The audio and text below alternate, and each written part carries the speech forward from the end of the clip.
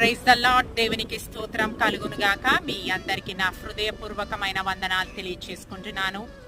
ఈరోజు వాక్య ధ్యానము మనము చూస్తే లూకా సువార్త 6వ అధ్యాయము 41 వచనము మనము చూస్తే, నీవు నీ కంటిలో ఉన్న దూలమును ఎంచక సహోదరుని కంటిలో ఉన్న నలుసును చూడనేలా. నిజమేనాటి దేవుని లేఖనాలు తెలియపరుస్తున్నాయి.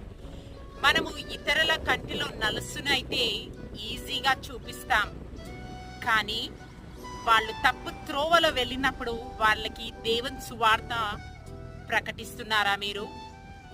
ఇదిగో దేవుని సువార్త కూడా ప్రకటించకపోతే శ్రమ అని దేవుని లేఖనాలు మనకి తెలియపరుస్తున్నాయి. 1 కొరింథీ 9:16 వచనంలో అంటున్నాడు, ఎవరైతే తప్పు త్రోవలో వెళ్తారో వాళ్ళని సరైన మార్గంలో, రక్షణ మార్గంలో